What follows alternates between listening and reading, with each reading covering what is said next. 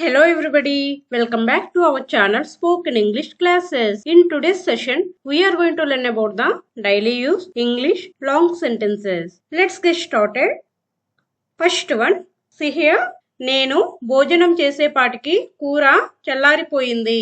అప్పటికే నాకు చాలా అలసటగా అనిపించింది. కూరను మళ్ళీ వేడి చేసుకునేంత ఓపిక కూడా నాకు లేదు.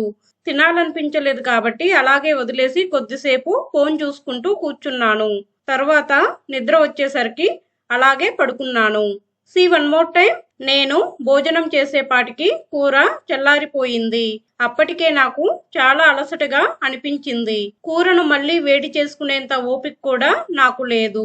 తినాలనిపించలేదు కాబట్టి అలాగే వదిలేసి కొద్దిసేపు ఫోన్ చూసుకుంటూ కూర్చున్నాను.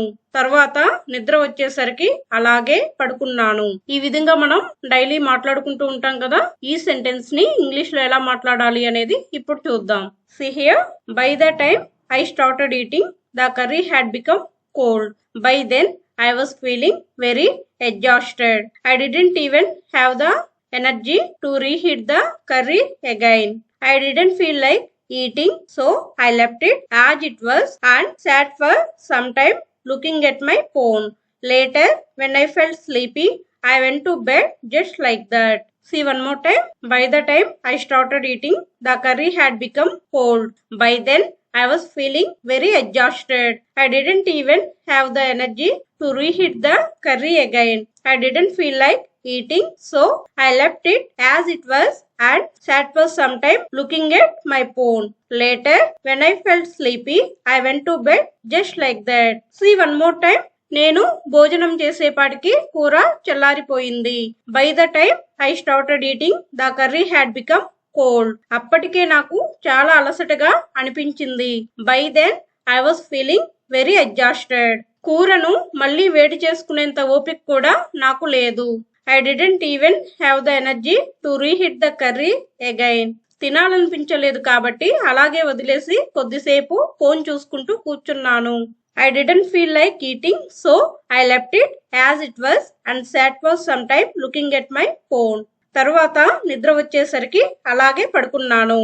Later, when I felt sleepy, I went to bed just like that. Next one, see here. నేను అక్కడికి వెళ్లేపాటికి వాళ్ళు పని పూర్తి చేశారు. అప్పటికే అందరూ వెళ్ళడానికి రెడీ అవుతున్నారు. నేను కొంచెం ముందే వెళ్లి ఉంటే వాళ్లతో కలిసి పనిచేసేవాడిని.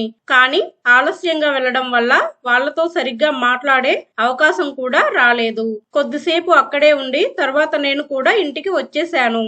నేను అక్కడికి వెళ్లేపాటికి వాళ్ళు పని పూర్తి చేశారు. అప్పటికే అందరూ వెళ్ళడానికి రెడీ అవుతున్నారు. నేను కొంచెం ముందే వెళ్లి ఉంటే వాళ్లతో కలిసి పనిచేసేవాడిని. కానీ ఆలస్యంగా వెళ్లడం వల్ల వాళ్లతో సరిగ్గా మాట్లాడే అవకాశం కూడా రాలేదు. కొద్దిసేపు అక్కడే ఉండి తర్వాత నేను కూడా ఇంటికి వచ్చేసాను. ఇలా మాట్లాడుకుంటూ ఉంటాం కదా మనం. ఈ సెంటెన్స్ ని ఇంగ్లీష్ లో ఎలా చెప్పాలి అనేది ఇప్పుడు చూద్దాం. See here, by the time I went there, they had already completed the work. By then, everyone was getting ready to leave.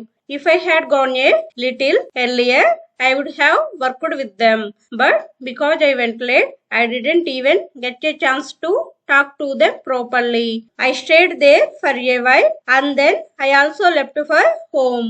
By the time I went there, they had already completed the work. By then, everyone was getting ready to leave. If I had gone a little earlier, I would have worked with them. But because I went late, I didn't even get a chance to talk to them properly. I stayed there for a while and then I also left for home. See one more time. నేను అక్కడికి వెళ్లేపాటికి వాళ్ళు పని పూర్తి చేశారు. By the time I went there, they had already completed the work. అప్పటికే అందరూ వెళ్ళడానికి ready అవుతున్నారు. By then everyone was getting ready to leave. నేను కొంచెం ముందే వెళ్లి ఉంటే వాళ్లతో కలిసి పనిచేసేవాడిని. If I had gone a little earlier, I would have worked with them. కానీ ఆలస్యంగా వెళ్లడం వల్ల వాళ్లతో సరిగ్గా మాట్లాడే అవకాశం కూడా రాలేదు. But because I went late, I didn't even get a chance to talk to them properly. కొద్దిసేపు అక్కడే ఉండి తర్వాత నేను కూడా ఇంటికి వచ్చేసాను. I stayed there for a while and then I also left for home. That's it for today. If you like the video, please like, share and subscribe to my channel. Thank you.